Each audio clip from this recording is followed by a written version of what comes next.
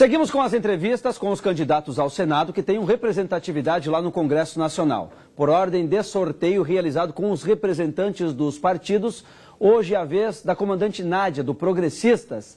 Nádia Rodrigues Silveira Gerhardt é natural da capital gaúcha, tenente-coronel da Brigada Militar, formada em letras com especialização em psicologia escolar. Ela é vereadora aqui em Porto Alegre. A senhora tem 10 minutos, a gente começa a contar o tempo para responder as 5 perguntas a partir da primeira resposta. Então vamos lá para a primeira pergunta, assunto reformas. A senhora divulgou este plano de mandato, né? E nele defende o apoio à agilização da reforma tributária, simplificando, reduzindo tributação de micros, pequenas, as médias empresas também. O que fazer para essa reforma sair do papel e trazer mais justiça para o contribuinte? Bom, primeiro, boa tarde a ti, Samuel, a todos que estão nos assistindo nesse momento. E quero aqui deixar um grande abraço bem apertado para os gaúchos e gaúchas de todas as querências, porque hoje é mais do que um dia de nós cultuarmos a nossa tradição e que ela seja levada aí para a gurizada também.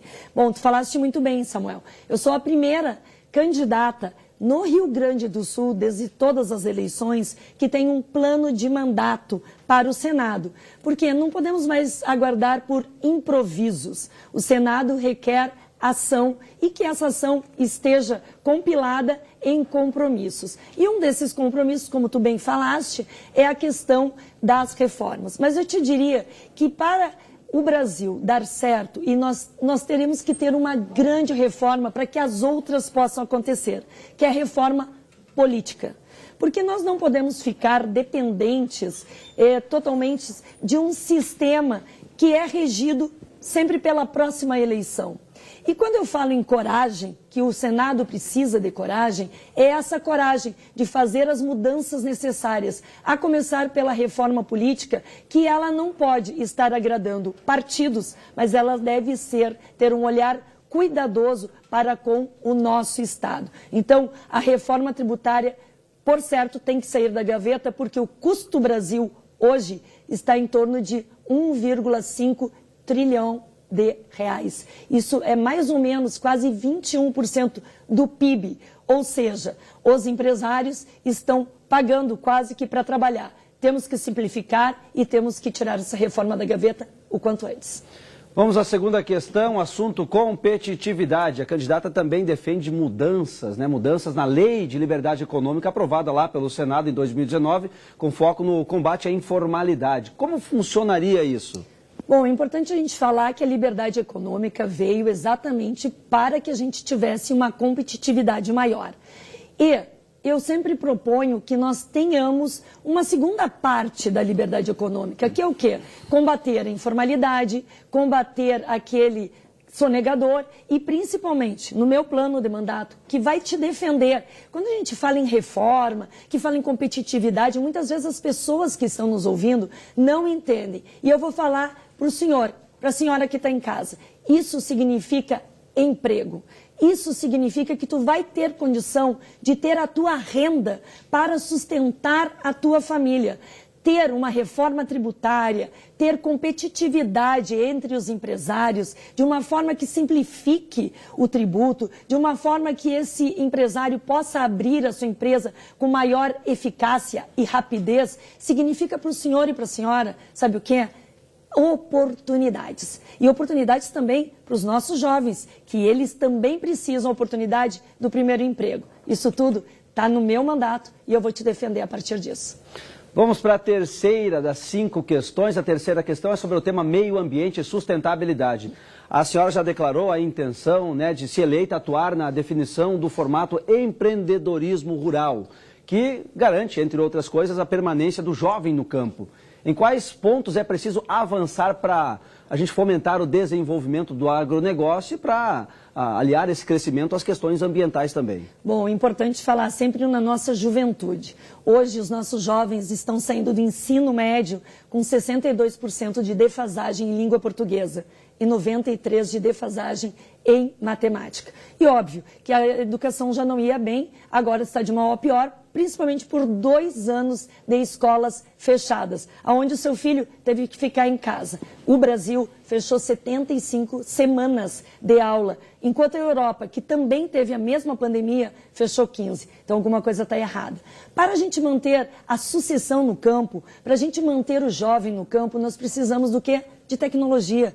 Nós precisamos ampliar essa possibilidade do jovem também ver no campo uma área de negócios. E graças a Deus, o nosso agro, a pujança dos homens, das mulheres no campo, fez com que nós não tivéssemos problemas de falta de comida em casa nesses 2 anos de pandemia. Nós temos que cuidar do armazenamento de água, na questão do campo, na questão da irrigação, e tudo isso muito casado com a sustentabilidade. E por que isso? Porque nós queremos um meio ambiente cada vez melhor. E eu tenho certeza que aquela falácia de alguns grupos que dizem que o homem do campo não cuida do meio ambiente está errado. Isso é uma mentira. O homem do campo cuida muito do meio ambiente, porque é dali que ele tira o seu sustento. Nós estaremos no Senado defendendo cada vez mais o agro e a juventude no campo ou na cidade, com o primeiro emprego. Mas para isso tem que ter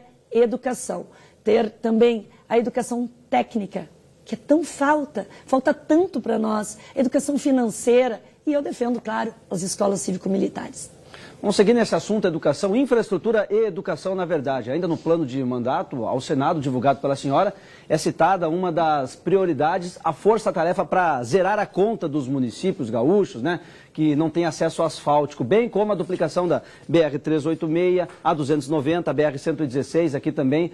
A ideia é trazer investimentos da União para resolver este problema ou criar mecanismos que facilitem a captação de recursos privados para esse setor? A gente sabe que o Estado, né, seja um município, Estado mesmo ou União, não conseguem repassar todas as verbas necessárias. Então, eu sou muito favorável também às parcerias público-privadas, para que a gente aumente a competitividade que tu me perguntasse antes, através de uma infraestrutura. E o que é infraestrutura? É exatamente termos rodovias que comportem o ir e vir dos nossos insumos, das nossas mercadorias, mais do que isso, aeroportos. Hoje nós temos o aeroporto da Vila Oliva em momento quase de construção, fazendo com que o turismo possa vir com toda a força. E infraestrutura é necessária porque hoje os serviços do nosso estado custam 22% a mais por conta da infraestrutura, seja hidrovias, seja aeroportos ou rodovias que não cabem em si.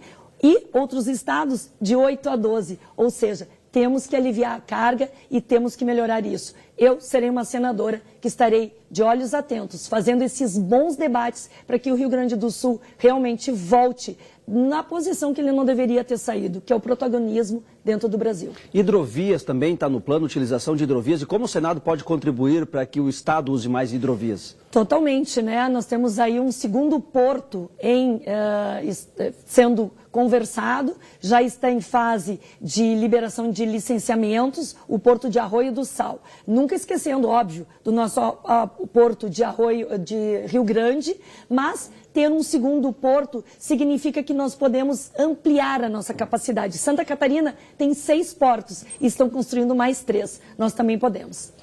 Vamos lá, última questão, tema livre. A senhora comandou a Brigada Militar, comandou um batalhão da Brigada Militar e é uma das idealizadoras da Patrulha Maria da Penha, né, aqui no estado.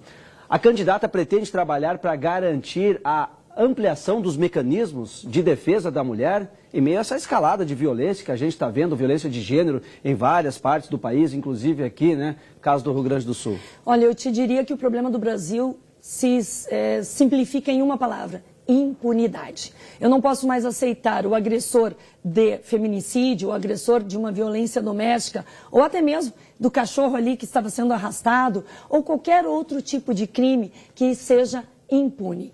Eu quero que o preso cumpra na integralidade a sua pena. Chega de um cesto, chega da progressão. Eu não quero mais preso com progressão do regime, que significa que do fechado, em pouco tempo, ele vai para o semiaberto e ele vai cometer o crime novamente. Para mim, o criminoso bom é aquele que cumpre integralmente a sua pena e, mais do que isso, trabalhando, porque o senhor e a senhora em casa ralam bastante para ter as coisas. O preso tem que trabalhar também. Temos ainda 1 minuto, comandante Nádia, candidata. Vou deixar para suas considerações finais, então, falar com o seu eleitor. Muito obrigada. Quero te agradecer aqui toda a emissora por esse momento de nós estarmos aqui a Record e dizer para ti que está nos escutando, eu quero renovar o Senado. Chega de paletó pendurado na cadeira, chega de mais do mesmo, chega das velhas estruturas arcaicas que não serviram em nada para melhorar a tua vida. Eu venho pela renovação, tenho coragem, tenho vitalidade, tenho muita energia e quero fazer os bons debates lá no Senado. Mais do que isso, fazer o combate e enfrentar o STF, que já saiu da linha de que deveria ter trabalhado. Mais do que isso, meu número é 111, eu sou comandante Nádia para o Senado, meu governador é o Heinz 11 e eu quero tu comigo lá. Vamos levar as ruas para dentro do Senado. Bora lá, tchê! Muito obrigado, candidata. Amanhã a gente segue com as entrevistas. A candidata Maristela Zanotto, do partido do PSC, vai estar comigo aqui no Balanço.